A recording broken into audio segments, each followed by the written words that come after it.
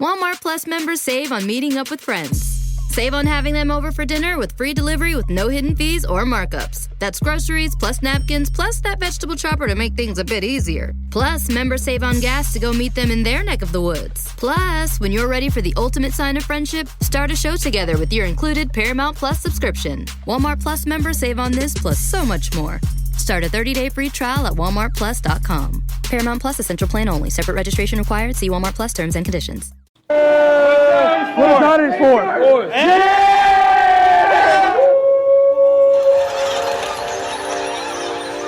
News team, assemble!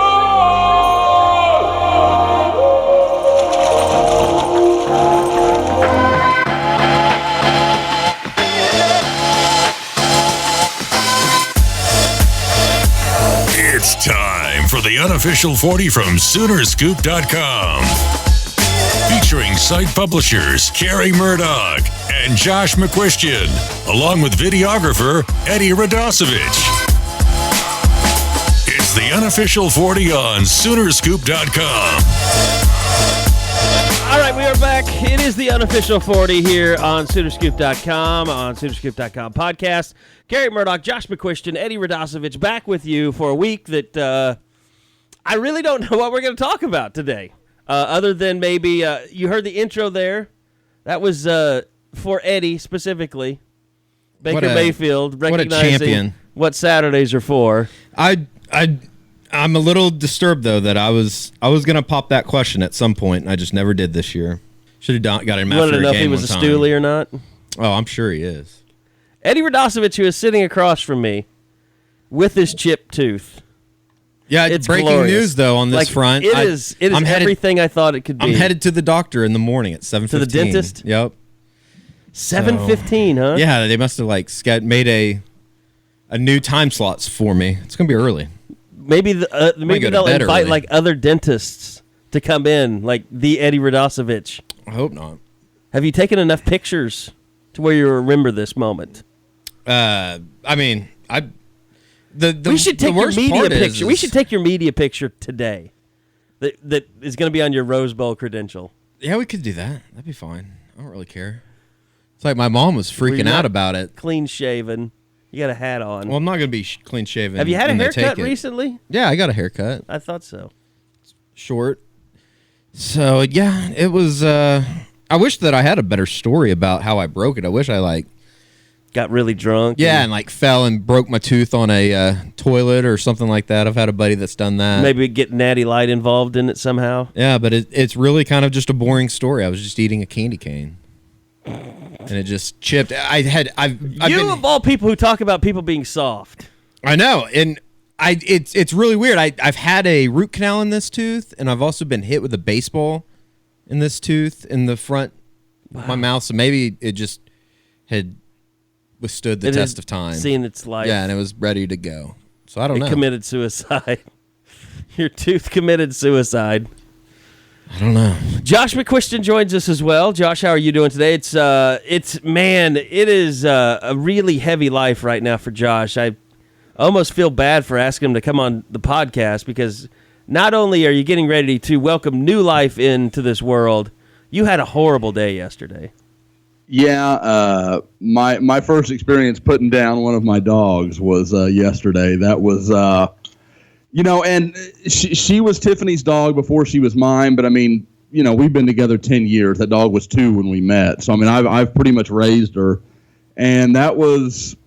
I don't want to bring the pod to a crashing halt, but that was not exactly the most exciting moment. I think it's the best part about it is, like you said, baby's going to be here later this week. You have something to kind of renew a little enthusiasm and that kind of thing. More than anything, my other dog, he's never lived in a world without her, and he is kind of he just keeps wandering the house looking for her. He thinks he's going to find her, so it's kind of sad day around the McQuistion casa. So you left the dog at home when you took the other dog to the vet? I did. Okay. I did.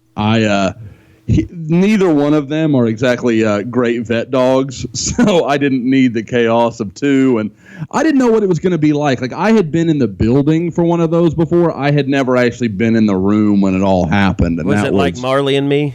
Yeah, it almost So you'll identical. never be able It's to one of watch. those things. You'll never be able to watch Marley and Me now again. Oh, Carrie, you know me. I have two total soft spots: kids and dogs. And Marley and Me, I won't even pretend. Every time I get to the end of that movie, I cry. Like it's sad. It's I'm to sad the point to I watch turn good it off. dog. I turn it off at the end. Spoiler. Yeah, see, that's Tiffany. Tiffany, we were having this very conversation the other day. I think most of the world knows I'm a huge Top Gun fan.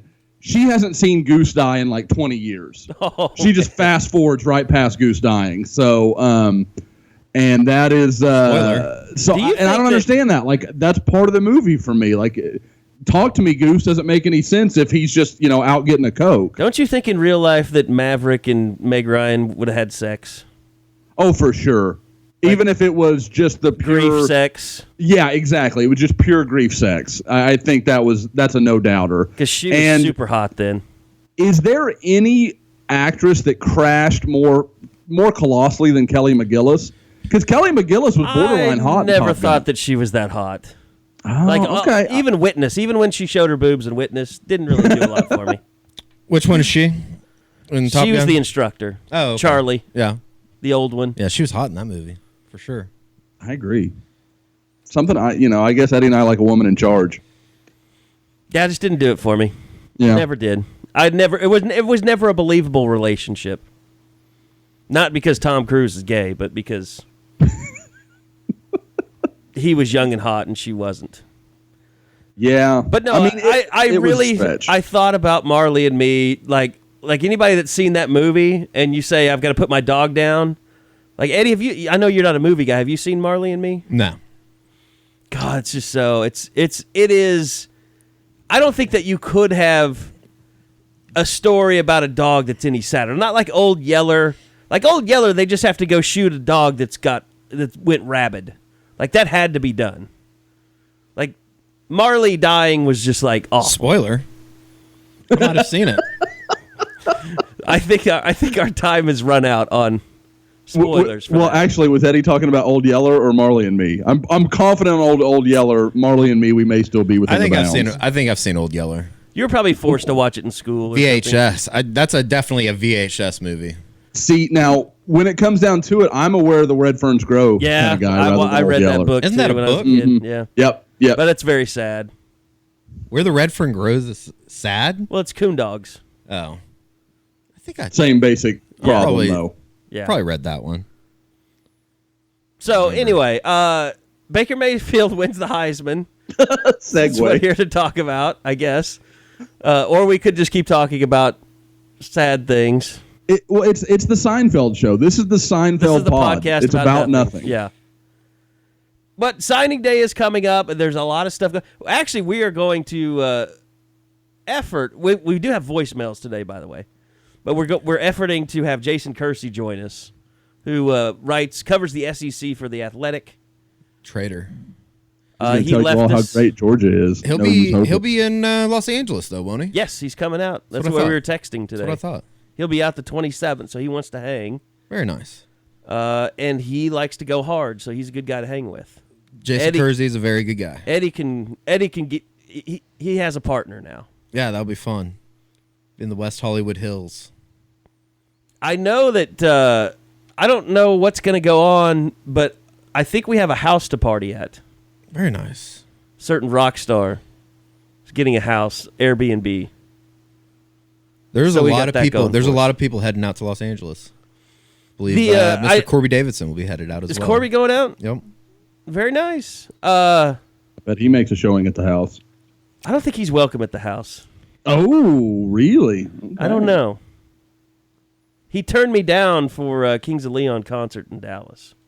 Oh. I think he had Some something to bad do, blood. didn't he? Well, he lied to me Oh. because I was listening to the ticket as I was driving to that concert, and he basically admitted that he blew us off, that he didn't want any part of Kings of Leon because that was the first time they played in Dallas since Caleb had his big drunken night and Maybe ruined that the was. show. Maybe he was there that night and just He had a was bad, there that bad night. taste. Yeah, he was there that night, He had enough. and it triggered him so much he didn't want to go again. So I don't know. He's a hardcore. Look, Corby would be welcome. It'd be fun. if he wanted to come. It's going to be fun.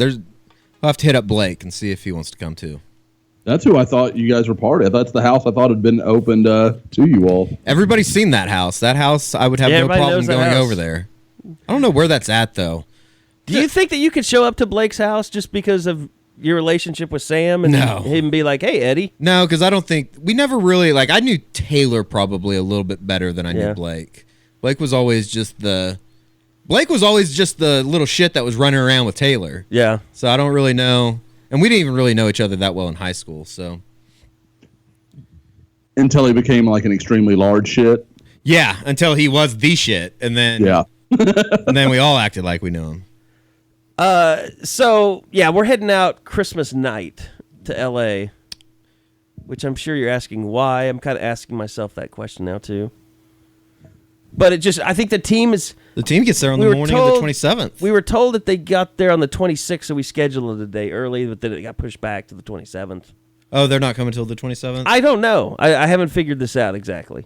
I know that they're having a press conference at Disneyland, though. That seems like an incredible amount of frustration. And I don't know Los Angeles that well, but that doesn't seem like that's going to be somewhere that's close. I think that's it's in OC, Anaheim. Man. That's way on the other side of the city. Yeah, I think that's Anaheim. I've actually been That there. is Anaheim. Sure. Isn't it right across the street from where the Angels play? Yep, It's right a the little same- bit. It's the same neighborhood, a little bit further down. I actually drove around there when my first time to ever go to LA. When you guys sent me to cover the Los Angeles Rivals camp. I was just watching your With Caleb Kelly interview. Caleb Kelly, and you know who else I talked to that weekend? Did you talk to a mystery quarterback? No, he was a linebacker that never made it here. Oh, Bryce Youngquist. Bryce Youngquist, yeah. Yeah, we don't know where he is either, and we're still not going to talk about it. The strangest thing that has happened to OU recruiting I mean, is the in 10 years. I don't Maybe know, Josh. ever. Should we talk about it? Should we finally talk about Bryce Youngquist? I mean, I got to think the embargo is over. You would think, but Carey, I mean, and I know you checked on it back then too, and obviously I did. I've never been that stonewalled on information. Like it was, we're not talking about that. Like basically what we told everybody publicly is exactly what I got privately. And I think, I remember Adam. I have nothing to tell you. There's nothing coming out. Like nobody was touching that. I remember Adam Gorney put me in touch with his dad, who I think was an attorney.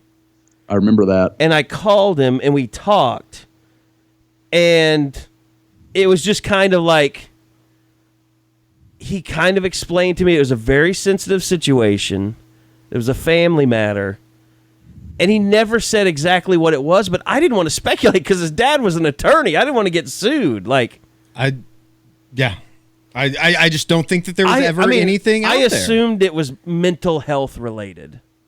Either that or he just woke up one day and decided he didn't want to play football. It's possible.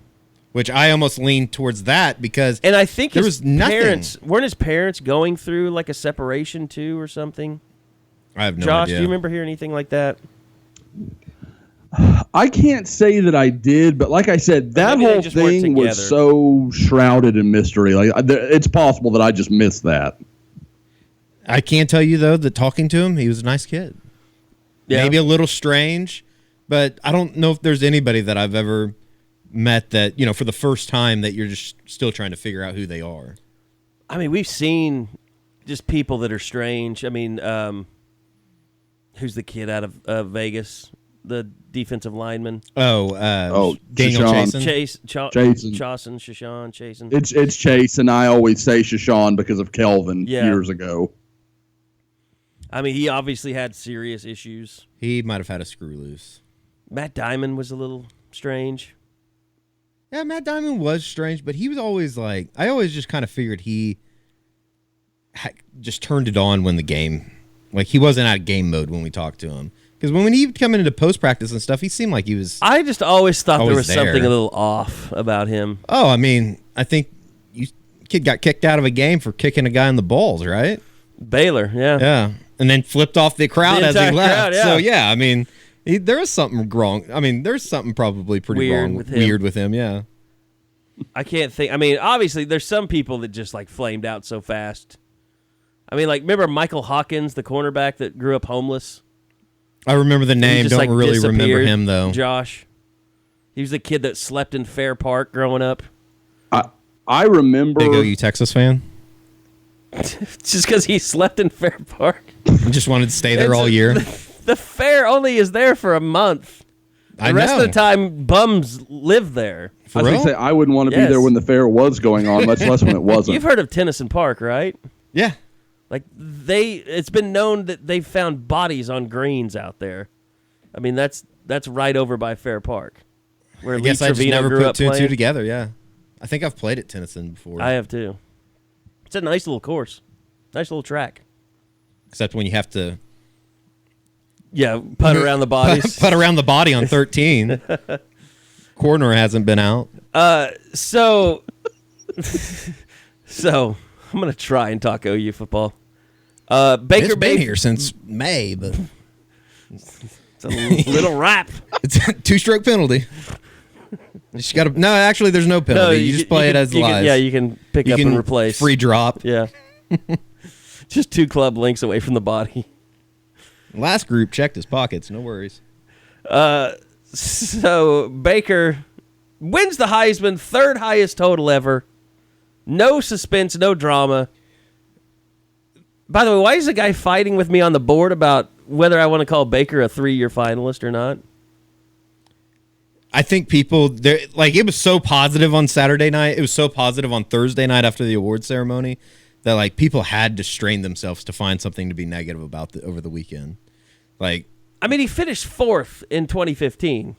I think it's safe to say it's just because the committee wants to be cheap. I mean, and only invite 3 that year. So that was an interesting article. Did you read the SI article talking about the major, I guess, the guys that are pissed that won't go? Like the former winners that won't show up?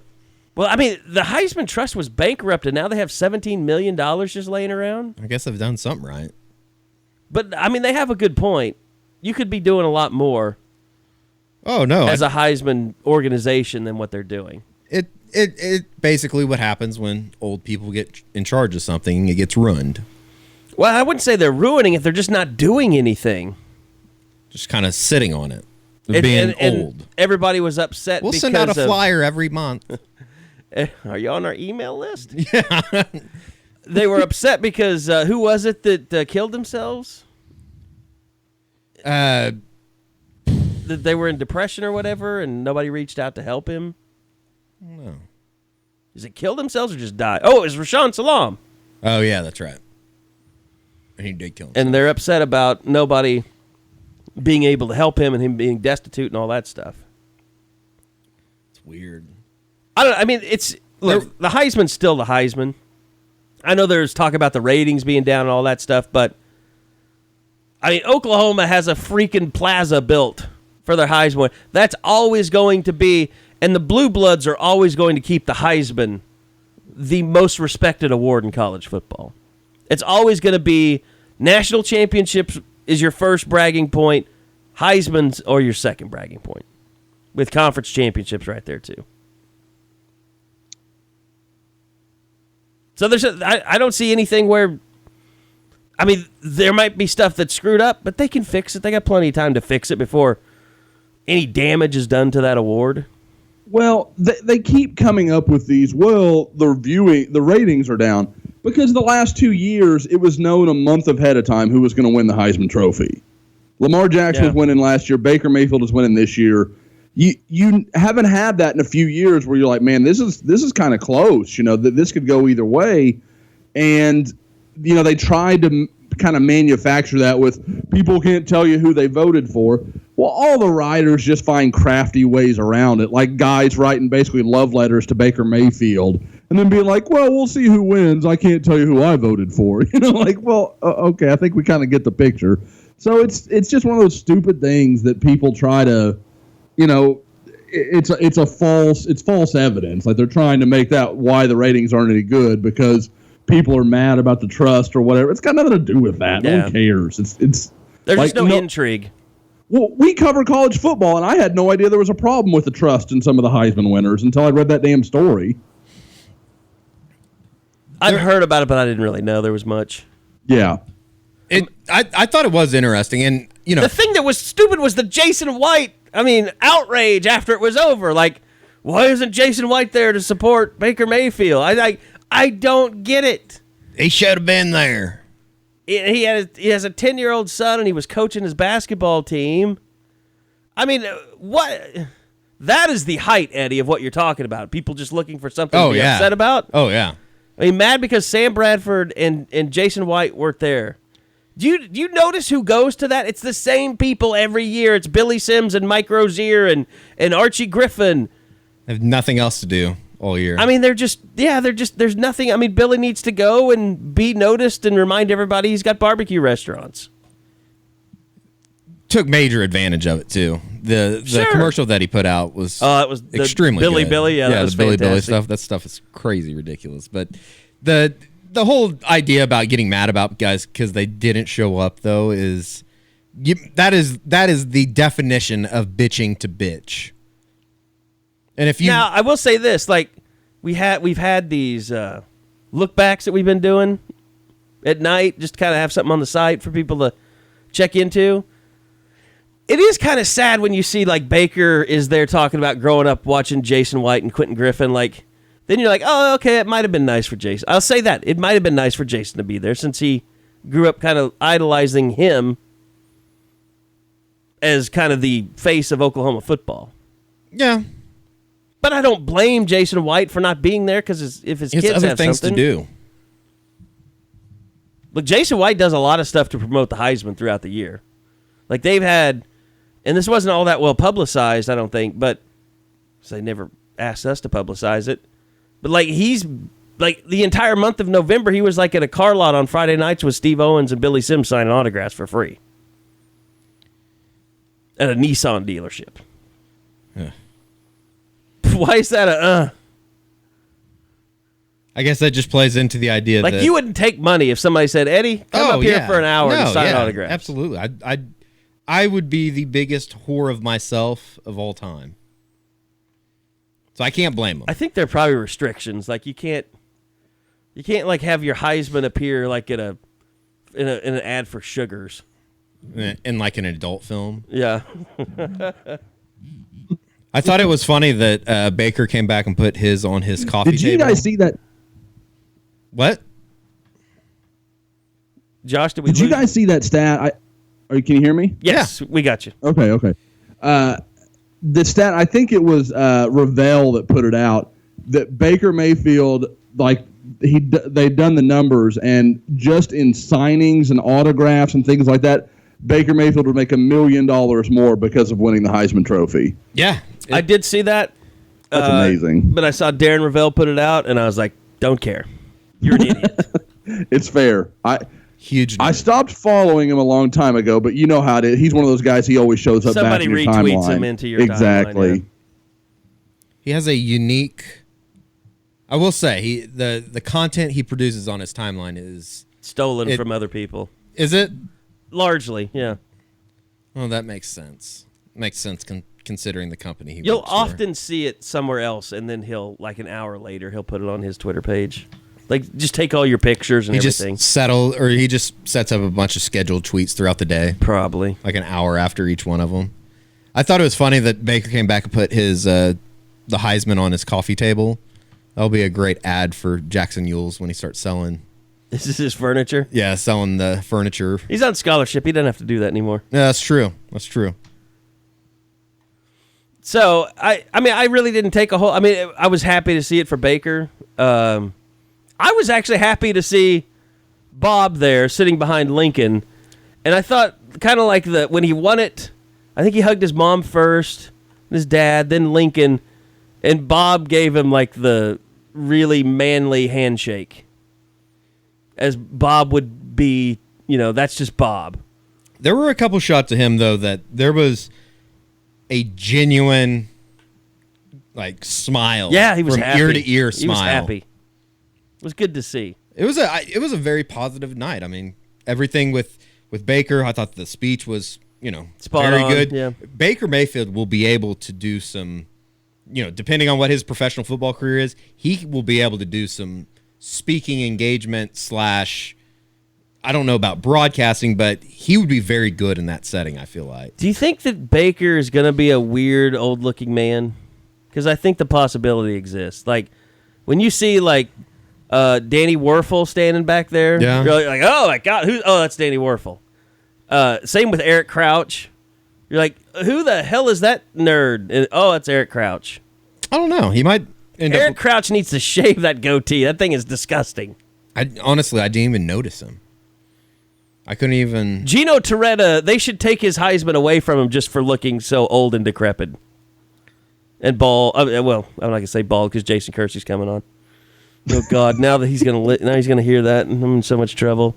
Just edit it all out. Just play a bunch of... what's her name? Not Katy Perry, but the other... You can't remember? The other... I'm having like a blank. Kelly right now. Clarkson. Kelly Clarkson.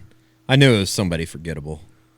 You know, let's just go and have Jason Kersey on now that I've opened this Pandora's box, because he would probably enjoy this. All right, so we now welcome in Jason Kersey, who covers the SEC for The Athletic, just theathletic.com. I believe that's how you get to it, right, Jason? Yeah, to get to our site specifically, the college football, it's theathletic.com/all-American. Oh, okay. Yes. All-American. Now, Jason Kersey is no stranger to the pod. We did his exit interview when he left the OU beat to go cover Arkansas, and now he is with the Athletic covering the SEC, and he was at the SEC championship game. I don't know. Did you cover the first Auburn-Georgia game?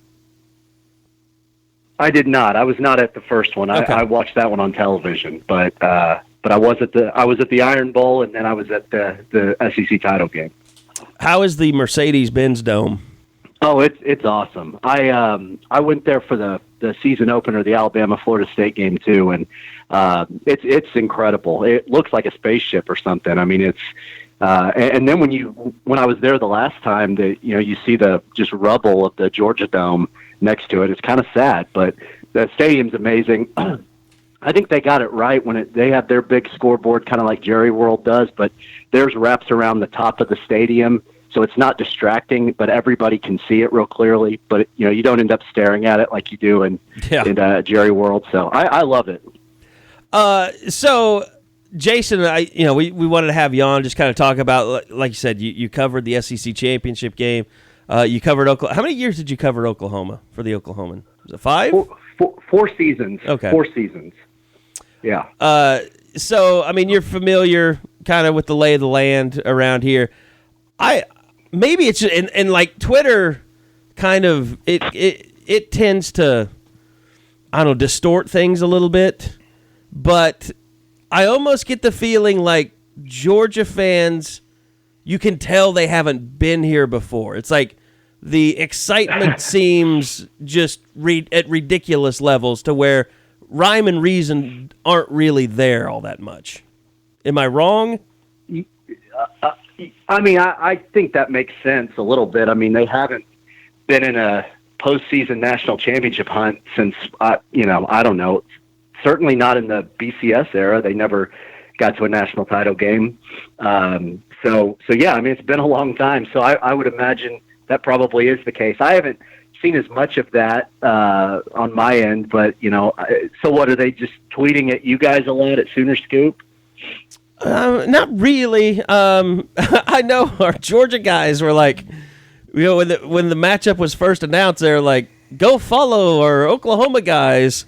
And I was like, oh, don't do that. Like, I don't want a bunch of Georgia followers. And all the responses were like, thanks, but no thanks. I don't want to follow those ass hats. Like, all right, dude. I didn't want you following me anyway, so we're good. We're all good. That's awesome. Yeah, no, I mean, I think it would make sense though if they're a little bit of a distorted view of themselves or of how to act in this situation. They can't really act like they've been there before because they haven't. Well, there's plenty of OU fans that act ridiculous, so. Sure, yeah, everywhere. No, Arkansas fans might be the most ridiculous, though. I've really learned that in the last year. Yeah, I mean, there are some nutty people in this state. I think any SEC school that you come across, though, they're going to have their share of of just any big time program, I guess they're gonna have their share of people. Like I mean, of nutbags. I don't know if anybody's nuttier than A&M. I mean, I think that's almost a cult. Yeah. We have some. Yeah, A&M's pretty bad. I know we have one. We won't say his name. I know we have one OU fan that's listening. That's a big fan of Kersey and I. Yeah, I think I might know who that is. Hi, Ben. I said we wouldn't mention. We scheduled him just for this moment. Actually, you know what? I saw that he asked a question on the Scoop account, and I sent it to Kersey. I said, "Hey, it's your old friend," and I was like, "We should have you on the podcast." He's like, "I'll do it." It's beautiful. It's all coming together. I've been blocked a long time by Ben. I got nothing against Ben. He blocked me. I didn't block him. So you know what's crazy, Kersey, is like we were talking about this before. Like we've had and look, we don't have anything against anybody. You know, it's all in fun when it's all said and done. You know, if you are, we understand. Like there are people that can be a little bit psychotic, but like Josh and I were just talking about this. Like we've seen so many people that have cursed us and cursed Sooner Scoop and blocked us and said that, you know, they are going to the competition never to return. Like this season, they've all come back. Like we're seeing them, like the crazies. You know, that's a harsh way to put it, but like even the super crazies this season has got them back. Kind of like, oh, I'm following Sooner Scoop again. It's amazing to kind of see. So you know what, Ben, if you want to unblock me, I'll unblock you. I'll await your follow. Yeah. How about that? It's all coming together. You have him blocked. See, I don't. I didn't block him. He blocked me. Oh, when people block me, I don't even remember what it was about. When people block me, especially OU fans that have been following me, they still follow you. So I'm like, no, you're not getting my information. I'm blocking you back. The block back. That's funny. And I've never done it, but I always want to go and block them on the official Scoop account too. But I've never done it. I don't think that I've would ever be too mean. The double block. Yeah, like, well, if you're gonna be a jerk to me, I'm blocking you from all of our information. I don't think I've ever blocked somebody. Really? Yeah. No, I was having that question. I was kind of asking myself the same thing. I'm not a blocker. Even if I can't stand the person, I won't block them. That's almost giving too much to them to block somebody. How about mute? Have you ever muted anybody? I mute thousands of people. There you go. Yeah. There you go. Yeah, muting is better because they don't know they've been muted, so they just think you're ignoring them, and that you're not bothering them enough to have blocked them. So yeah, muting is actually the way to go. But I've still blocked a decent number of people. See, like, okay, when they get too far. I want to talk about Georgia, but you've got me fascinated now because I know just from knowing Trotter and like paying attention to Ubben over the years, like when you become a conference guy, even for the Big 12, like it just seems like you open yourself up to being attacked by everyone. Like that's part of your job. Like I can only imagine what it's like covering an entire conference like the SEC and the people that in the responses that you must. I mean, has it just been insane? On Twitter, it can get pretty crazy. The good thing is that with the Athletic being a subscription site, and I mean, our comment sections are actually really nice and productive and respectful. So on the site itself, it's been great. But yeah, I mean, on Twitter, it can get crazy. I still, though, all this conversation has me thinking about my favorite angry reader email I ever got when I was at the Oklahoman, when a guy told me that I was not only ugly and a farce, but oh my God, what is it? Now I'm going to have to look it up. Anyway, he ended up calling me ugly and a Benedict Arnold, I remember. And I can't even remember what he was mad about. That's my favorite. We would kind of find out that the same angry person was usually contacting all of us. Yeah. There was one guy in particular, I think, that was always contact you, me, and Trotter. Yeah. It was always the same kind of tenor to his emails. It's Sam Morgan was his name. I don't know, that might be a fake name, but he said, "You are not only ugly and a wimp, you are a farce and a Benedict Arnold." Wimp. I thought about making that my Twitter profile or something. Why are you a Benedict Arnold? What did you forsaken? I assume it was something that I'd written that was negative about OU would be my guess. Or that he read as negative. This was March of 15, so, probably something to do with Mixon or, Frank Shannon or something. So God, you gotta love being away from the whole Mixon mess. Yeah, absolutely. So I didn't envy you guys having to write about that and the video coming out, and man, I got to miss all that. We kind of just quit talking about it. Like, it just kind of became like our lives were easier to just not even cover it anymore. Well, there was so much that was covered for 2 years that it's like, well, we told you all. We told you all this was going to happen at some point. So, let's ask you. I want to ask you a little bit about Georgia. I mean, it's a matchup. Defensively, they're very good. Roquan Smith, clearly the best linebacker in the country. I've said this many times, Jason. Like, the one thing that's different about covering this OU team than any team I probably ever covered, even the 08 team, even going back to 03 and 04, is, and maybe it's because they had better athletes on both sides of the ball then, but to me, OU's offensive line, the way that they've been able, whether it's Ohio State or TCU or even Kansas, who was really good up front, the way that they've been able to kind of neutralize front sevens for other teams, you can talk about how they don't play defense or this or that, or Baker Mayfield if he gets this or that, or he's never seen this or that. Like, I just don't think people understand how good Oklahoma is on the offensive line. Yeah, I mean, it's the job that Bill Bedenbaugh's done. I mean, I thought he was a very worthy finalist for the Broyles Award a couple weeks ago. He's done an incredible job because, I remember the last year of Patton and, oh my God, I don't even remember, Kittle. Bruce Kittle. Yeah. I forgot his name. I will never forget. They weren't very good on the offensive line at all that year. So it's pretty amazing what he's done. But yeah, I mean, and I think that, I've said a bunch since this matchup was announced. I don't think that Georgia has seen an offense like OU's. I mean, Auburn's offensive line is pretty good. I would probably think OU's is better. And just with the way OU plays, they haven't seen anything like that this year, certainly. Nothing like Baker Mayfield, nothing like what OU's been able to do, scoring points like they have. But on the other hand, I also think OU probably hasn't seen a defense quite like Georgia's that's that good, that's that dominant. Yeah. I mean, I know Ohio State has had a pretty good defense, but they also got blasted by Iowa. So Georgia's defense is really, really good, especially up front. So that's going to be a really interesting matchup to watch, I think.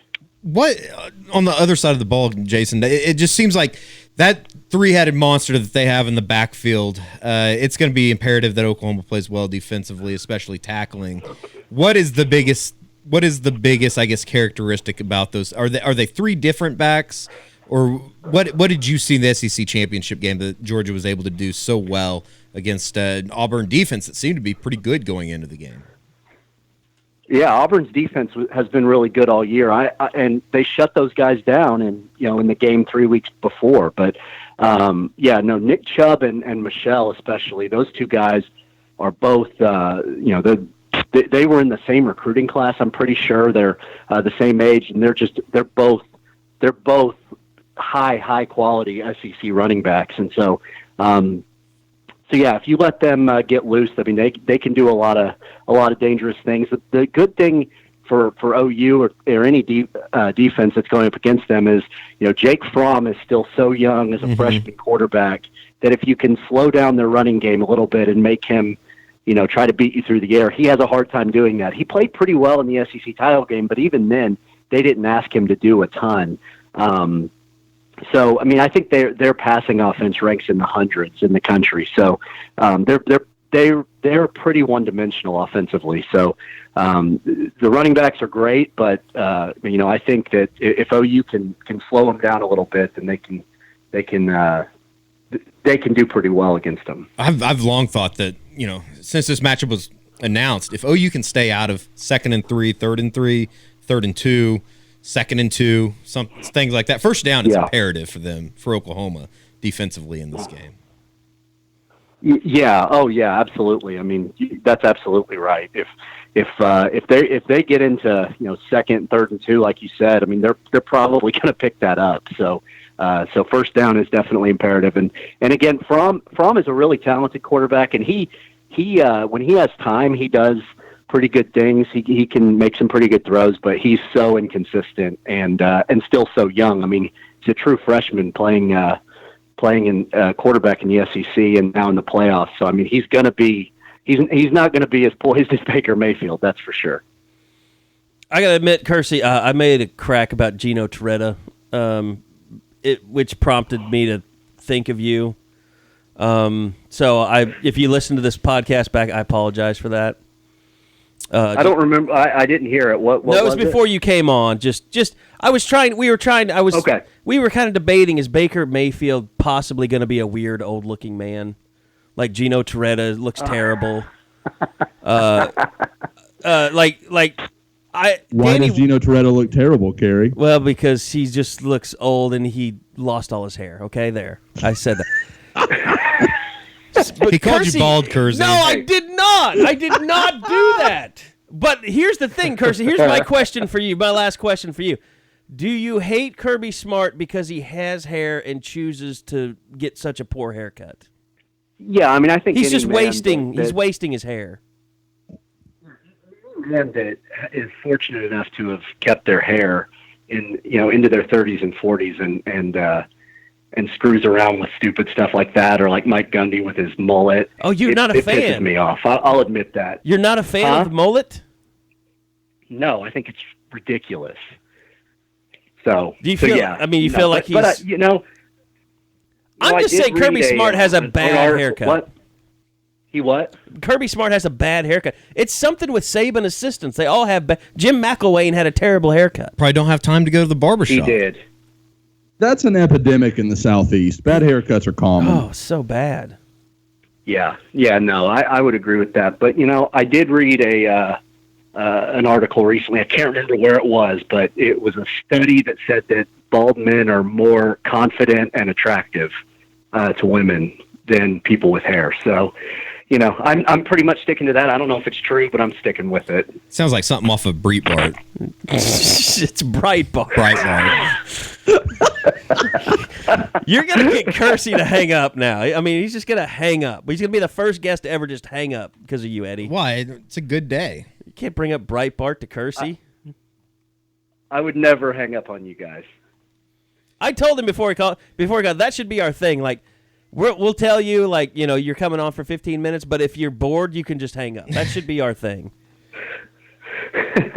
That'd be pretty interesting to see, how long various people last.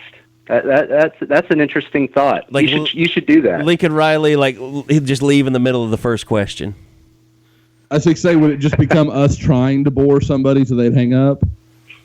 I think we're doing that now. No. Hey, I'm really. Go ahead, Curse. I was going to say, like, you need to. Bob's not doing anything now. You need to get him in there and see how long it would take him to hang up. Bob has an open invitation anytime he wants to come on this podcast. I just never asked him. It's probably because my house is so messy. I'm afraid he's going to want to come over. We can get him on the phone. I don't know. Yeah, because he could hang up if it's on the phone. I wonder if he'll be. Surely he'll be out at the Rose Bowl. The unsponsored hotline. We need to get a name for it. If Bob is out at the Rose Bowl, will you go up and talk to him, Kersey? Sure. Yeah, I would. I don't know if he'd remember me, honestly. He seems like the kind of guy who, might. I don't know. Either forget who I was, forget what my name is, or maybe forget that I left and think that he saw me 3 months ago or something. So I don't know. I think that that matters more likely. I think you might pretend to forget. You just kind of mess with you. Yeah. Not to be like hateful, but just like it's easier. I don't want to have to try to remember who you are. Like I don't remember all of it, so I'm just going to pretend I don't remember any of it. Yeah, I remember. I could. I remember we took George Schroeder out to Orange Bowl practice with us one time, and this was years after he'd been off the beat. And so we were all curious, like, is Bob going to recognize George? And I think somebody by the end, they were like, hey, Bob, did you notice who's here? And he's like, yeah, I noticed George looking good. I mean, just, and it was typical kind of awkward Bob Stoops, but he would remember you. I feel confident with that. Yeah, probably. If Bob's out there, we need to have a Scoop HD segment. Bob goes to the medical marijuana store with Scoop HD. Yes. I would love. That'd be a great segment. That would be the most awkward. Carey, how's your record collection? It's vinyl collection. It really hasn't done a whole lot lately. I don't know. I haven't really been into it that much lately. That's a summertime thing for Carey. Yeah, it's more of a June, July kind of thing. Okay, yeah. Well, I guess that's about when I was over and saw it. That would have been in like May or June, right? Yeah, definitely. I bought Counting Crows August and everything after on Super Audio CD the other day. Oh, great album. It is a great album. It's just not their best though. It's just not recovering the satellite. They reissued that recently, but I bought it for like $90 on eBay already, so I didn't need to get it. Dear Lord. Yeah. That was literally one of the first albums I went after, because they only made those in the 90s, and then there weren't very many of them out there, so you had to pay top dollar for them. Do you know you can download music for free? Eddie is the last person that needs to be talking about this.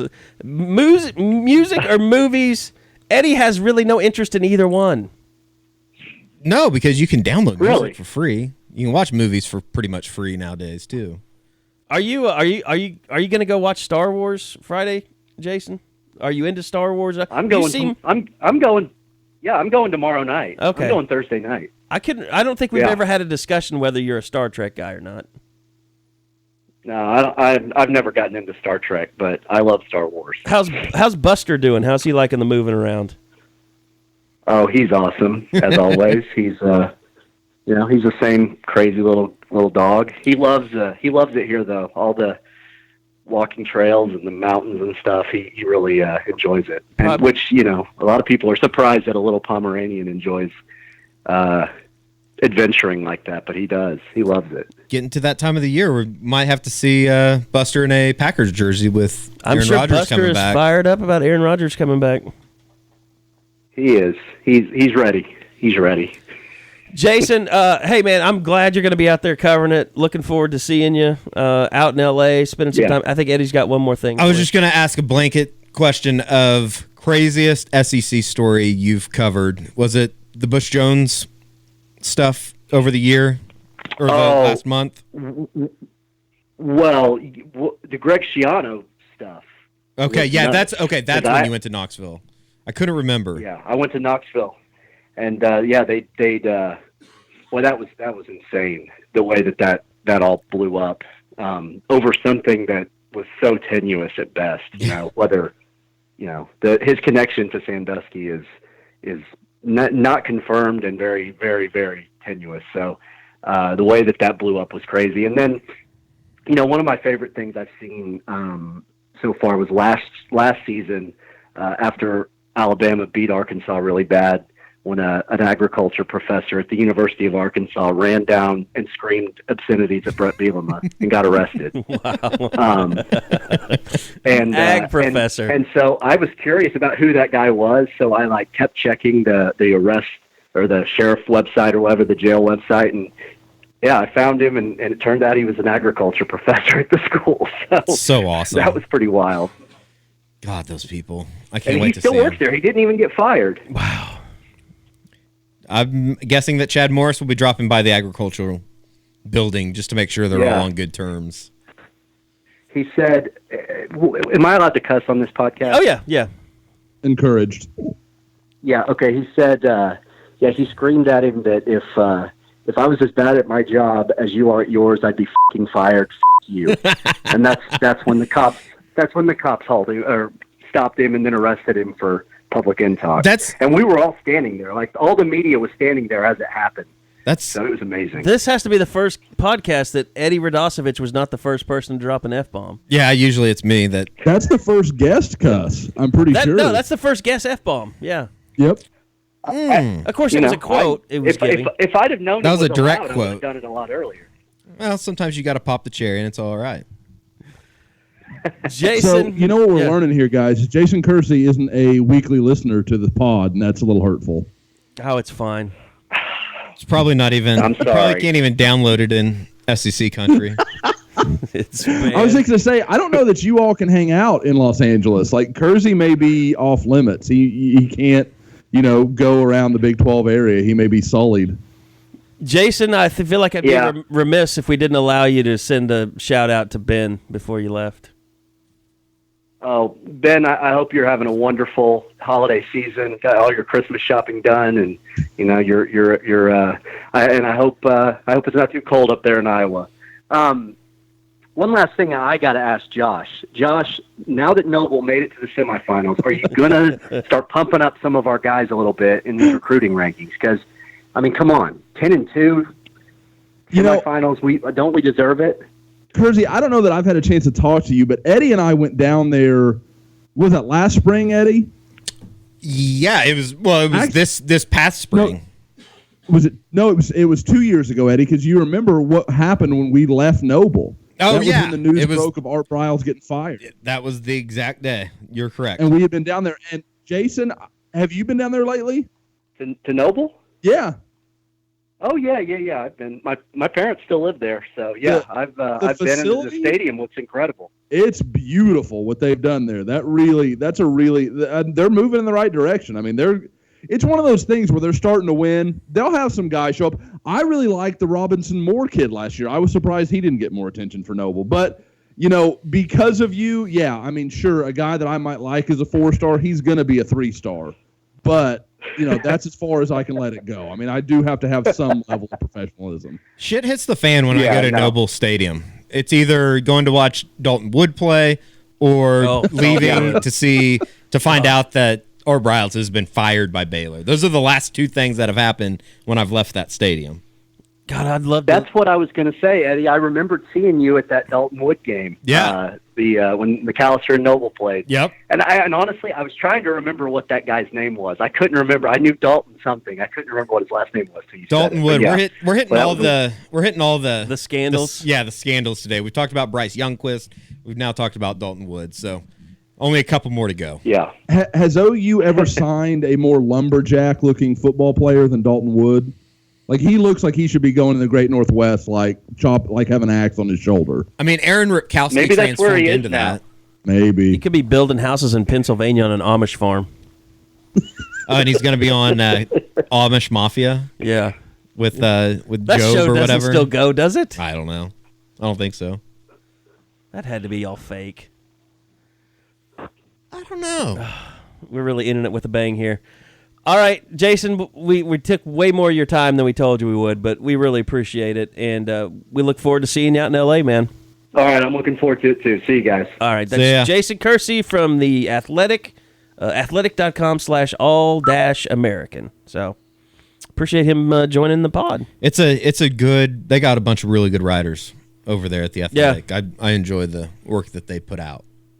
Support subscriber sites, people. Yeah, a free plug for The Athletic. By the way, I want to send a shout out to everybody out there listening because our subscription numbers have just been bonkers lately. I know we've had some good promotions. Good season certainly helps, but sites growing as much as it ever has. And really appreciate all you guys that have signed up. Maybe you just listened to the podcast and said, I want to give it a shot. But yeah, I mean, we mentioned we are heading out to L.A. We'll get out there a little bit before the team. So full coverage coming from us for the Rose Bowl. If they make it to Atlanta, we'll have full coverage from there. Of course, National Signing Day coming up early on the 20th, and maybe something we should touch on here with Josh. But I know Bob Prisbillo has been working hard behind the scenes and kind of trying to confirm everything. But Josh, it sounds like OU might almost have every single commit that they've got signing on the 20th. It is starting to look a lot like that. I mean, there is some positive news as far as early enrollees. I mean, it as far as what OU has in hand, it looks really good right now. And I think that's going to help. And I think Oklahoma's done a good job of telling these guys who have been very much about the class, and a lot of these guys committed have helped recruit other players, and there's a lot of relationships that I'm even still kind of learning about now. A good example is Brian Asamoah developing a friendship with Abdul Malik McClain, the defensive end from Los Angeles. So there are some interesting kind of inner working things there. And I think OU's done a great job selling these guys on, if you sign early, we can spend our time, we don't have to, it's not that we're not going to come visit you, but we don't have to worry about you, falling in love with XYZ school. We know you're in, so we can focus on these 5 or 6 or other guys to make your class one of the best in the country and to give us a better chance 3 years from now to go win a national championship. And I think these guys have bought into that to a large degree. And really smart. Of course, it helps, to have a big group of early enrollment guys like Jaquaylin Crawford and Jalen Redmond and all, there's a lot of them. And like I said, I think there's even going to be one that may surprise some people. So there is a lot of good momentum within the class. And like you said, I think if there are any outliers, it's going to be 1 or 2. The one that surprised me, and he tweeted it out today, was Jalen Robinson, who had been adamant with me a couple of weeks ago that he was going to wait. He was going to sign in February and was not going to do it in the early period. And they've turned him around on that, and he'll sign. Like I said, he tweeted out an announcement early, I guess kind of late this morning on Wednesday, that he was going to sign on December 20th. So Oklahoma is locking down just about every guy. And I know Bob, I believe he's confirmed 17, and the other 3 are just guys he hasn't heard back from yet. It's not so much that they're not going to do it. He just doesn't have a definitive answer yet. Is that OU almost giving him an ultimatum and saying, you either sign now or we're moving on? Or, I would love to know those conversations between coach and player and why there has been such a, sudden shift, or maybe better put, a push to get everybody signed on December 20th. I think they've done it. Maybe in years past, you would have seen OU kind of make a move like that, and I think it would have ended up hurting them. Mm-hmm. Because when you start pressuring kids like that, and especially kids at OU's level that have tons of other great options and coaches they like and those kind of things, that can backfire real fast, especially when these guys can talk to each other and, are they pushing you like that? No, they just did it to me. Oh, okay, well, what does that say? So it ends up becoming pretty negative pretty fast. What I do think OU has done is a good job of talking to the guys that they knew they had in the boat. They kind of started with the early enrollment guys like TJ Pledger. I mentioned Jalen Redmond, some of those guys, and Pat Fields obviously being one of OU's key recruiters, him being another one, where they let those guys do a lot of that work for them. Hey, man, come on, get in the boat with us. That way we know what we've got. You can lock up your spot, all these, these kind of things. And they let a lot of that happen, and a lot of these guys just talk it out amongst themselves. And really, I understand why some kids in certain situations would have trepidation about it. With Oklahoma, what's your big concern? Lincoln Riley's not going anywhere. Mike Stoops doesn't look like he's going anywhere.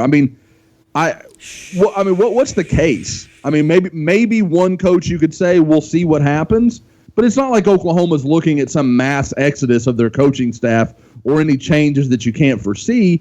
Plus, Oklahoma's going to the playoff, is, got the Heisman Trophy winner that is undoubtedly the face of college football right now. So there is just a lot of momentum for Oklahoma, and they're doing a great job taking advantage of it. Now it's more about these final few pieces that I've referenced, getting those guys on board, because it's just they've got a few spots left at key positions. If you can nail those down, this class is a massive success for Oklahoma. So it's almost a product of, there's only 3 or 4 teams in the country that get to almost swing the big dick around. And Oklahoma going to a playoff, they get to do that, right? Of course. That's the way that is. And that goes back, people that kind of think, and don't get me wrong, Oklahoma will get more bounce in 2019 and 2020 out of this playoff run than they will in 2018. But for the guys that they have on board and that are in with them and those kind of things, this is a huge deal. You want to go play at some other school that just made a coaching change, or some school that went 7-5 last year, okay, that's fine. You think we can't find another, receiver to catch passes in this offense, or a running back that wants to be the next Joe Mixon or Rodney Anderson or whatever the case may be?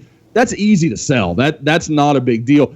The interesting part is how it gets tricky defensively. And you look at what Oklahoma has left, it's almost unanimously on the defensive side of the ball.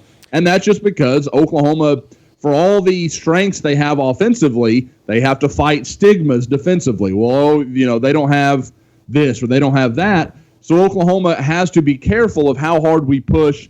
Look what our team is doing against, where is your defense right now? So that's where it kind of becomes a moving stick. But especially on the offensive side of the ball, there's really not a bullet that Oklahoma can't fire. Here's the thing, like in early signing day coming up on the 20th, I know you're getting some kind of doomsday people. I think like Greg McElroy came up with a really weird kind of obvious take, which was, coaches are going to get fired after this signing day. That happens I think, Josh, you even responded to it. Heather Dinich must have tipped him off. Oh, stop it. It wasn't the playoff committee's decision, so she had nothing to say. But, the thing about it is it's also going to be, there's going to be some surprises. You wrote a huge notes package. We're recording this on a Wednesday. Josh kind of put up a mini scoop today on the Crimson Corner under Wednesday notes. And I'm not asking you to give everything away, Josh, but a guy like Deshaun White, that you could legitimately have a signing day surprise like you're used to waiting for until the first Wednesday in February or whatever it is, second Wednesday, whatever. There's going to be some of those going on, and Oklahoma's going to be involved there. Oh, sure. You look at guys, there are two of Oklahoma's key guys are very seriously throwing around the idea of signing on December 20th that are both committed elsewhere right now, but I think Oklahoma's right there, as good a possibility for both those two guys as anybody, and they're both at linebacker with, here we go, Ayodele Adoye. That sounded good. That was passable. That was reasonable.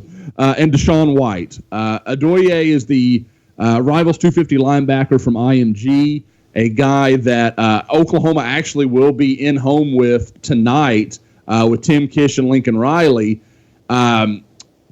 For those that don't know, at a place like IMG where the kids go to school but don't actually live, obviously don't live with their family, these kids, Adoye, God, I'm all over the map with that, is a kid from St. Louis.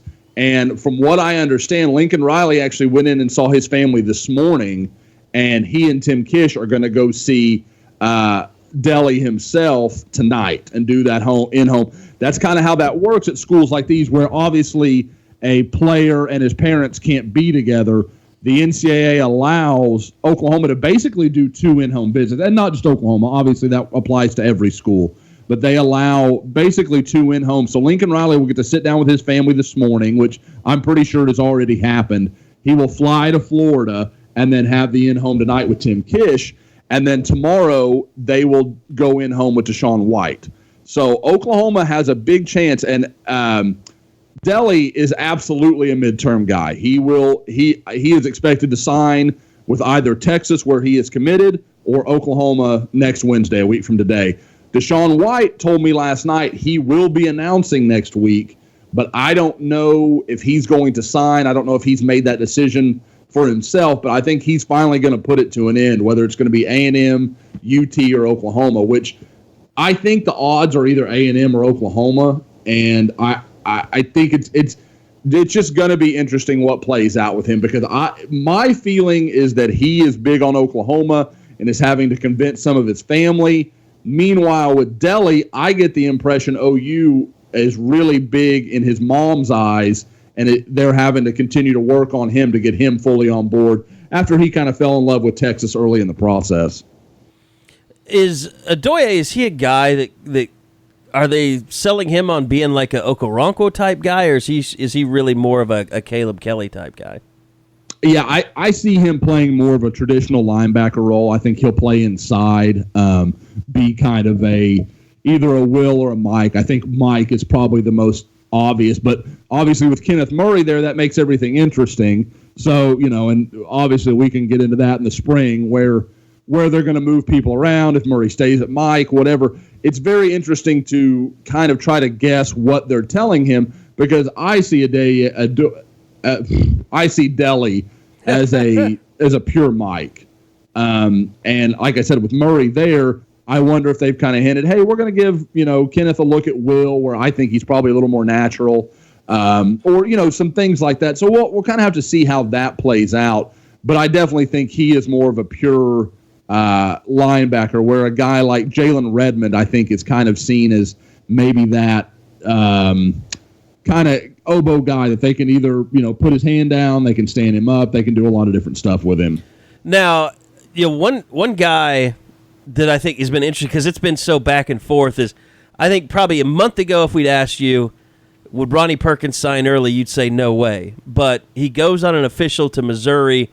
I've seen him tweeting about OU so much the last couple of days. Is that a guy now that, I know his coach was against it, very against it. What's happened there with him?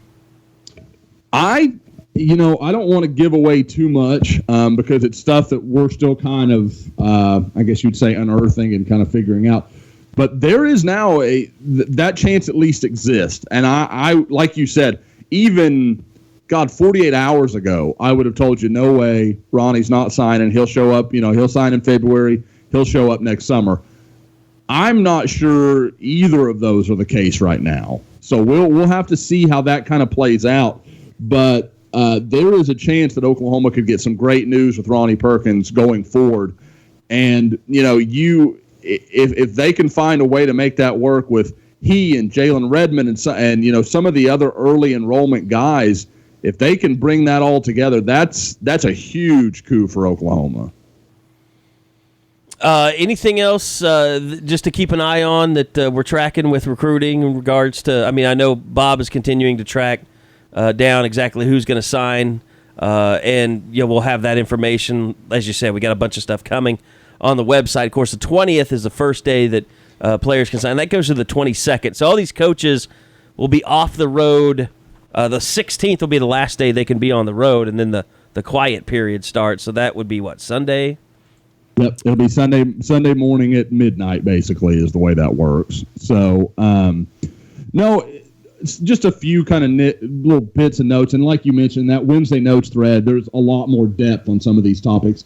Adrian Jackson, a Rivals 250 linebacker from Denver Mullen. Oklahoma actually went in and saw him earlier this week. I'm told the expectation is he's going to stay with his longtime Oregon commitment. OU kind of thought maybe they could turn something around, maybe they could get something going. I don't think that's going to happen. I think he's going to end up sticking with Oregon, and Oklahoma probably is just going to move in a different direction. Speaking of that, I've heard the same of Merlin Robertson, the longtime OU offer and target at linebacker from Sarah in Los Angeles, which is kind of crazy because we've been waiting for years for Oklahoma to actually land a Sarah guy. And then when it finally kind of looked like it was going to happen, I think OU is actually the one that's going to pull the plug. So it's kind of funny how those things come around. The last thing, I'm almost tempted not to mention it because I have been so adamant that I don't think this guy is a realistic option. Trey Brown continues to talk with Oklahoma. Lincoln Riley, like he is doing with Deshaun White, they live in a similar area. Lincoln Riley will go in home with Trey Brown and his family tomorrow night, along with Calvin Thibodeau, possibly Ruffin McNeil as well, because I know I heard a lot that his family really liked Ruffin when he came in with Calvin. So I think he may be part of that, maybe a 3-man in-home visit. And the longtime A&M commitment, a lot's happened there. Again, he's another one of these guys. I keep hearing that his mother is really big on Oklahoma. She likes the proximity to home. I think there is some lack of familiarity with Jimbo Fisher and just not I don't know if there's the same connection between her and some of OU staff as there was between her and someone in that group when they were at A&M. So we'll kind of have to see what happens there. I'm still very much betting that Trey Brown ends up with A&M. But Oklahoma's going to go in, give it one last shot. And if that doesn't work out, I wouldn't be shocked to see a new offer go out in the state of Texas on Friday. So just kind of keep an eye on that. We'll have to see how that plays out. But I think there are definitely some there's a couple of interesting possibilities. I think we'll talk about a little bit in Scoop and kind of cover that on Friday. But there is definitely still a lot happening along the defensive front for Oklahoma. So definitely a possibility of maybe a Tyrese Lott again this year is maybe what you're hinting at. I think so. Tyrese Lott-esque. It's and I've mentioned him. What's that? Oh, just Tyree Lott-esque as far as just getting in on something late. Sure. And kind of in some similar ways, like they'll be recruiting against possibly some similar guys. Like the guy that I'm thinking of, TCU is involved with and probably is the leader, and that's kind of who OU, obviously Lott was committed to TCU, flipped to Oklahoma, and this guy he's very, very interesting. And I've talked about him a little bit on the board and some kind of in our chat last night, but he's a guy to watch at a major program in Texas. And then, like I said, there's another one that's just come up today that I think could still kind of maintain a level of interest. I want to check on him a little bit more before I go too much into it. But, yeah, like I said, I think Oklahoma's going to go see. They're going to take the temperature on, whether you want to call him Bobby Brown, Trey Brown, whatever. They're going to go in, see where that's at. And then if they don't feel good about it, I think you'll know pretty quickly on Friday because I think you could see some things happen with maybe a new offer or two. And see, here's how I view it. I mean, everybody's got their take on, what's the early signing day going to be? Here's what I could really see happening is like with Oklahoma, they're going to get close to 20 people sign with them in the early period. All the big schools are going to have I would imagine they'll have pretty big numbers for signing day because they've got their guys. What I could really see happen is unprecedented poaching going on from here on out. Like, OU's going to have time on their hands. They're not going to need to waste a bunch of time with 20 kids. Why not go see if you can steal somebody from USC or Ohio State or just screw around? I mean, or shoot your shot. And Oklahoma won't be the only team doing that. Put the full court press on Josh Proctor for 2 months. Is he definitely not signing Josh Proctor? Yes. Unless Josh has changed plans a lot in the last week, he was fairly adamant he was going to sign in February because, he's not a midterm guy. I think for Josh, there's still questions. Obviously, the Schiano thing, not from the Tennessee chaos, but just obviously that guy's nearing taking a job. I know he's had a big role in Josh's recruitment, so there's a lot there. And obviously, Oklahoma graduates its 2 starting safeties and doesn't have a clear heir apparent to either one of them. So there's a lot to sell there. Meanwhile, Ohio State is just rolling out defensive backs right now, and you've still got guys like Jeff Okudah there. Tyreek Johnson's a 5-star that just committed to him recently. I think they may see him as a corner more than a safety. But, there's Jaden Woodby. You go down the list. There are a lot of things that Oklahoma can say, hey, look, man, if you want to play early, we're a much better option for you. Now, Woodby's definitely signing, right? Yes, Woodby's a midterm guy.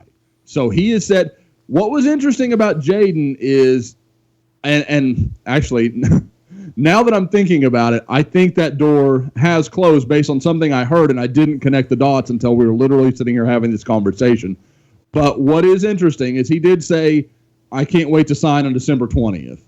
And didn't specify, most of the guys are like, go Bucks, or, whatever school they may be committed to. He left it very open-ended, and I think a lot of people read into that. My understanding is he will not be on campus this weekend, and if that's the case, then he never, ever came to Norman in spite of probably 5 different times telling Oklahoma he would be there. So if he's not going to be there this weekend, obviously he's not going to sign with OU. So I think that would close that book. But, again, if that's the case, then, again, Oklahoma can turn that full-court pressure towards Proctor. And in January has the advantage of, your good buddy Pat Fields, he's not just an OU commitment. He's a player. He's now on campus, and he can tell you all about it. Why don't you come down and hang out with him? What's interesting with Woodby is, the story that Adam Gordon ran today talking about getting offered by Florida State. I just don't understand how, even if they were just going to slow play him, how you don't offer a guy like that already.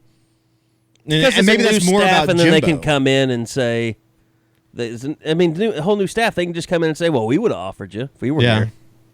Yeah. I don't know. It's just weird to me, though, that even Jimbo Fisher's staff wouldn't have offered him.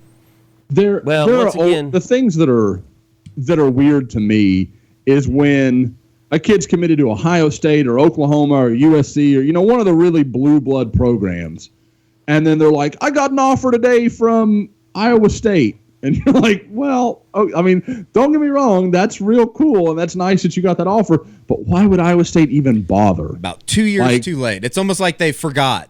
Like, yeah. Oh shit, this has been in our inbox for 2 years. We need to send that to them. Guys, we see this in Oklahoma all the time. Like a kid will get an OU and OSU offer or one or the other, whatever. And then they're like 2 days later, Tulsa offered me today. Tulsa, do you think you have a prayer? Like, why even, like, to me, you're just throwing out that offer to say you did. And I'd rather make my offers more important than just blanket offering everybody. It's kind of like if you're married and you're just shouting out that how many people swiped right on Tinder. Yeah, a little bit. Yeah. I mean, I do that, but that is weird to do, for sure. We got some voicemails. We got a few. We have another Bob Stoops impersonator. I'll let you guys... Eddie's shaking his head like, don't bother. They're just not funny. That's kind of mean. Okay, here's... No, it's not mean to tell people that they're not funny. Well, will you hear him first? Will you just listen first? I mean, I'm going to have to, but I'm going to tell you it's not very good. Okay, well, here's another try at being Bob Stoops. Yeah, hey, this is Bob Stoops, former University of Oklahoma football coach. I'm calling to publicly wish my brother Mike a happy birthday today on his 59th or birthday or something. I'm reminded of the time when we took that recruiting visit somewhere down in South Georgia. We ran into that bar, and we ran into Bill Cosby, and I think it was Pee Wee Herman. Anyways, if you guys get a chance, just ask Mike about that time. I'm pretty sure it involves a stripper pole and some type of fork or pitchfork or something. Anyways, that's a story for Mike to tell. I'm not going to burst his bubble, but you guys, I really appreciate what you do for the university and for Sooner Scoop, and I'd just like to say that we're going to keep it rolling against the Bulldogs down at Georgia. Kirby Smart, he looks to be about 5'7". Personally, I've never met him, but I don't think he's ready for the physicality of Big 12 Lincoln Riley football. But anyways, that's neither here nor there. But appreciate what you guys do. Okay, Bob Stoops, former coach at University of Oklahoma football. Thanks. Not terrible. No, not terrible. Not terrible. People definitely have the vernacular in what Bob would talk about. That's down to a T. It's just the execution. And it is Mike Stoops' 56th birthday, so... Happy birthday, Mike Stoops. Who maybe it's kind of like one of those things like where old guys want to shoot their age. Maybe he just wanted his defense to be ranked the same number as his age this year. Does that make sense? Possibly. No. Maybe that was just like a little game. I think it was 57th, wasn't he? He's 56. They played too well. well. Their total defense, I think they're 57th. Looked it up the other day. Wrote a story about it. By the way, Clemson, Georgia, and Alabama, all in the top 10 total defense. So, guys, I was going to, we had the conversation about Bob and Lincoln, and, I think that was a couple of weeks ago. What is the Stoops phrase that, that's the one you pinned to him? For me, it's in a good way. Because he's the only person I've ever heard say that. Oh, and I think that's what I always associate with him if I do a Bob impression. In a good way, or certainly, I think have to be up there. He kind of stopped with the certainlys, though. I think everybody, because I think after they made everybody hats, caught on. They made hats and stuff of it. I think he kind of stopped doing that. But yeah, in a good way. Again, he does. He does that a lot. After he just wouldn't have to answer something for the 30th time. He would it's do always it, though. Missing the A. He would do it in his opening statement, though. He doesn't have the I from Saban. Saban's definitely is the I, isn't it? Yeah. So, there you go. Let's go to the next one. Now, This is from Jordan Tulsa. He's tried several times. This isn't a fire take. This is just a thoughtful take. But I've gone over Jordan a couple times and not played his stuff, so I thought this one was pretty decent. So here's Jordan. Hey guys, this is Jordan from Tulsa. I know it's a couple weeks late, I guess, because you already talked about it, but just wanted to give my thoughts on the playoff really quick and Baker's Heisman. There was all this talk about, hey, let's go to an 18 playoff because either Ohio State or Bama is going to get left out. There was no talk about going to a 3-team playoff because there were only 3 deserving teams. So let's just let Georgia, OU, and Clemson just play a round robin, and by the end, you'll have one true champion. Crap. Big 12. Thanks, Bob Bowlesby. Oh, I guess there's no answer. And on Baker's Heisman, obviously it was a foregone conclusion he was going to win.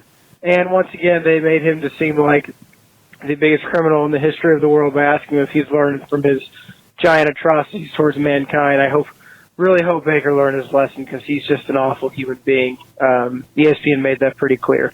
Also, Joey Galloway and Greg McElroy are idiots. Thanks, bye. I like this take on Baker and ESPN. I didn't think I guess it wasn't really necessary to kind of. They just replayed the E60 thing that they did on him. It's kind of weak. They didn't really do a whole new feature. It was just like, well, we got enough stuff in the can. Let's just run that. We already got a good story from Rinaldi, so we'll just throw it in there. I think it was Chris Lowe maybe that did it. Yeah, it was Chris Lowe. Yeah, it was right after the Arkansas thing. But it was kind of strange to they ran it at the Ohio State game, didn't they? Is that the first time that they ran it? Maybe during that week. No, I think they did it during the summer. Later? They did it during the summer. It was during the summer? It was before the season because Bob, he was still the head coach when they did it. I just can't remember. Because remember, that happened back in the spring. Yeah. Oh, and I remember. And I think they had to recut some of it with Lincoln as the head coach. That was... I pray for him every night. I pray that he's healed. That Baker has? Yeah. That people don't have to be offended by his sins. And especially the incident of wearing the Texas Tech shirt. Just such a bad look. The incident, yeah. They called that an incident. I still don't understand how that's an incident. Yeah. Like, do you think one and the flag planting are awful? Like, I don't understand why those matter. That's just a guy having fun. Oh, yeah. And I think it's also one of those deals, too, is like, if it was so, like, bad and out of control, like ESPN tried to make it, and as some people have tried to make the flag planting, why did they put it on a commercial every other commercial? Oh, yeah, it was on every commercial. Even their social team had been, remember they did the thing where he plants a flag and, like, there's an explosion? Like, ESPN official Twitter account was tweeting that stuff out. Well, that's just like when they were the McElroy and I don't remember who the other guy, Pash maybe, were talking about, this is just awful from Baker. Okay, we're going to spot screen that so that we can continue to watch him cuss and grope himself. But this is deplorable, and we really hope it doesn't offend you at home. Like, if it bothers you that much, stop showing it. Oh, they even showed the crotch grab during his Heisman ceremony. I thought that was unedited. Ridiculous. No, like with the edits, which makes it so much worse. Yeah, like editing his mouth and editing his crotch. Not to mention, it happened like 3 other times with the Louisville guy jerking off on the field. Oh yeah, that was and then bad. the South Florida guy did the same thing. He cock saluted the crowd. Yeah, did they show Lamar Jackson brawling? No, they didn't. No, they should have. And that was the whole thing. It was like got his ass beat. I saw all these guys from Louisville like ripping on Baker Mayfield and how Lamar Jackson should win it again, and because he's not a a jerk and all that. I was like, your guy just started a brawl on the field. Like Lamar your Jackson, athletic department cheated for years. Like if you're a Louisville fan, you can't say anything. You literally are being investigated by the FBI, and you have a head coach of a football program that probably taught Hugh Freeze how to get hookers. By the way, let me play this voicemail real quick while we're in the middle of being triggered. Yeah, this message goes out to Carey, Josh, and most of all, Eddie Radosevic. I'm getting triggered by all the times that you guys get triggered. You all just need to calm the down and talk some recruiting. That was like right after that guy probably called and threatened to bomb a federal building. that voice is a little scary. I don't know that we have to do him creepy. again. Just Like he was on a roll, and we just happened to be the number that he called. Him has killed people. Well, we're the ones that got him triggered. That's fine. We haven't been too triggered this year, or this. He may be literally triggered. This podcast. Well, I guess no. Yeah, but I'll say this: they showed all that stuff, but I never really thought. I mean, like when Baker gave his acceptance speech and stuff, and it was so heartfelt, and you could tell that he almost even broke down when he said thank you to Bob for bringing Lincoln Riley. I would have lost money. I thought he was going to cry there, and I would have bet that there were about to be some tears, but you didn't. He didn't. He didn't cry. So you did lose money? No, I would have bet that he was going to. Oh, okay. I worry about you and your betting sometimes, Eddie. I'm not going to lie. Lock the Thunder tonight.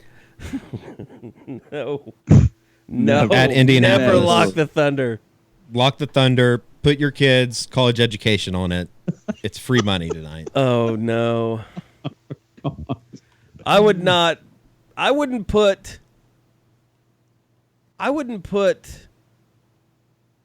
I'm trying to think of something that I could live with. I wouldn't put my my landline phone bill on the line for the Thunder. Well, I'd do it tonight. Tonight's the night. They're turning it all around. So you're not firing Billy Donovan? Rehired him this morning. Okay. Everyone's favorite Firecracker Farts has left us an email. It's a long one, but it's actually not too bad. Here we go. Hey, good buddies. This is your old boy Firecracker Farts. Just calling in again. Come on. Well, I'm happy about the playoff situation, and I hear a lot of these sports guys. I'm traveling all around the daggone country, and one of these damn things that really gets on my nerves is all this, Bama shouldn't have got in, and maybe it should have been Ohio State, or maybe it should have been TCU, or USC. Shit, I forget sometimes. It's still plating the skull, Vietnam. But anyway, what I'm trying to say is, like, they got it right, man. I mean, it's not about the deserving teams; it's about the damn best teams. But what I love is all the SEC hate. And we hear it every year about the Big 12 and their damn defense. Shit, I tell you what. All you got to do is spread them out, make them defend 50 yards across, and make them defend 40 yards deep. And then you go tempo, and then you go hurry up, just tempo, and you wear them big bruising sons of bitches out, come back. And now when that happens, and they start putting the youngins in, or the kids that just ain't that good, that's when you start taking your shots with the run game, come on. And I'm telling you, we see it all the time. I mean, look at the bowl games last year, the Big 12, lowest points per game. Look at, by God, what we've done. We're 4-0. We got a 4-game streak with the SEC, and that's what we're doing. We're making them cover the field. They're not worried about the tackle box. I mean, we loosen them up, and then we hit them with that counter and that damn handoff and that RPO. And little Bake, man, that little booger, he can run. He got a little. He just looked like a mad dog with little feet just going on that big run he had with TCU come back. And all that, I really love this podcast. And, I'm usually listening to Alex Jones, and I love conspiracies and stuff. And I don't think ESPN has some conspiracy trying to put Bama in. By God, I mean, it's Alabama, and no matter if they say there ain't no eye test, you look at those dudes, they're thoroughbred. They got the best damn athletes in the country, and, I mean, hell, if old Dwayne Haskins would have started for Urban instead of a doped up 6 days after a surgery TJ Barrett, and they would have beat Wisconsin by 30, maybe they could have got in. But, I mean, with all the one-loss teams, you're not going to keep a one-loss Alabama out because, well, just Nick Saban. Shit. Anyhow, sorry for the narrative. I know you like to keep them short. T4, come back. I want to think that he's calling in from, like, a payphone that is outside of a really, really smoky, like, bar with 3 people inside. He's like, He's at a truck stop. I got to run back. Yeah, calling in on the payphone. He's at the Flying J. Yeah. Or Loves. Loading up his meth pipe with one there hand. we go. Loves. Why do you gotta go to the meth pipe all the time? Because Is it known that long haul truckers do a lot of meth or something? Yeah, that's basically what my assumption is. That's your assumption, though, that you don't know that. Some type of meth. Yeah, it's known. Some type of amphetamine, I think. I believe that he is a real trucker more than I believe your theory on meth and truckers. Maybe we'll have him on someday. I still am not comfortable with bodily functions being part of your nickname. It's a little weird. But we can fight through I that. don't want to ride cross country with somebody named Firecracker Farts. I'll tell you that. Are you guys still of the belief that is not a stick, that is him for real? No, you can't tell me otherwise. I kind of think it's a stick. I like it. I think it's really well done, but I think it's a stick. You. It's not a stick. That is 3 F-bombs for the podcast. And still 0 from me. Yeah, doing well. That's an upset. Eddie pitching a shutout. I've been humbled by my my tooth. You think maybe karma? Yeah, I don't know if that was necessarily karma because there's nothing that I could have done to prevent it. I guess is that karma? I guess it is.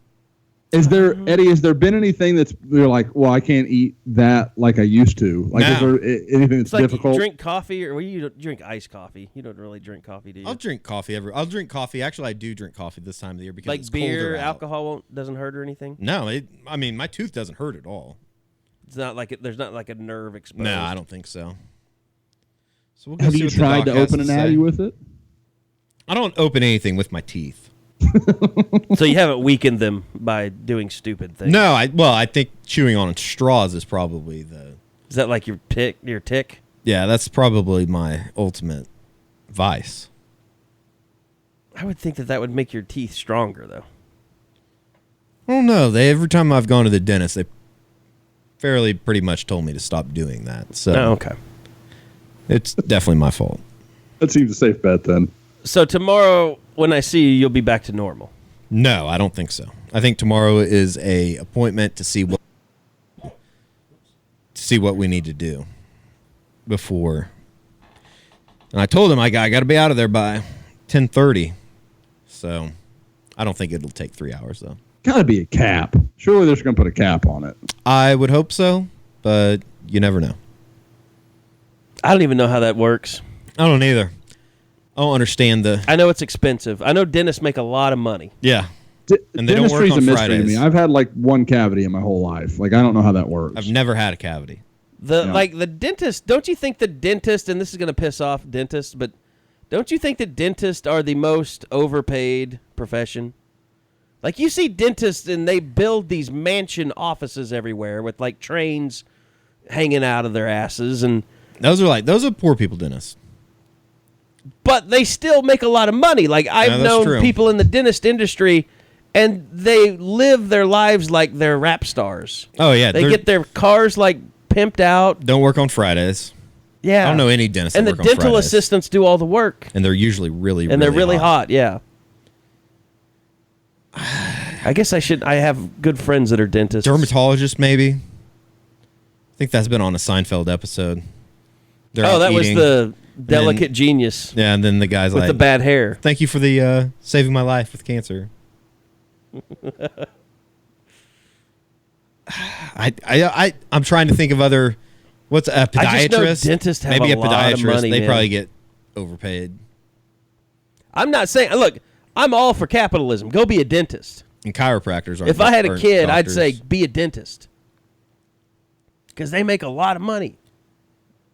I think my mom always used to say that. You should be a dentist. I don't think it ever got through to me. I could see you being a dentist. I don't have that. I mean, I've never had a cavity, so I guess that kind of qualifies me for dental school already. Is that how that works? Dr. Edward Radosovich, You clearly know how to take care of your teeth. I would be trying to think of a way to put this. I would be kind of like the Bobby Petrino of dentists. you'd have a bunch of sexual assault or sexual harassment lawsuits pending against you all the time. Definitely the Warren Sapp of dentistry. Maybe get caught by the FBI for selling nitrous oxide out of the back door. Hell no, I'd keep that stuff for myself. I'm not selling that. All right, I think we've talked about nothing for long enough, and we're going to wrap this baby up. Big basketball game this weekend, though. Wichita State. Yeah. Eddie is going up to Wichita. Making a short drive up there. The game. Should be good. I'm sure he will not stop at Taco Tico. Probably not. There's probably a better chance of me getting hammered drunk with Greg Marshall's wife Saturday night in Wichita than going to Taco Tico. Do you think that she'll be drunk and annoying at that game? I hope so. It's going to be 3 o'clock. She'll probably have been drinking for like 2 hours. You'll have a camera. You're on the baseline. Yeah. Oh yeah. We will have some Greg Marshall wife cam because she was crazy as shit last year when they came to Chesapeake. Yeah. Like I remember Pat Forty. She's the lady. Yeah. Like she got thrown out. Pat Forty shed light on it during the NCAA tournament, but I saw it in and everybody in was like, before. "Yeah, we know." She is crazy. It's like I saw when Auburn beat Alabama. Gus Malzahn was getting interviewed on the field, and his crazy wife was right there. I just thought, get that microphone away from her. Well, she only does that in churches.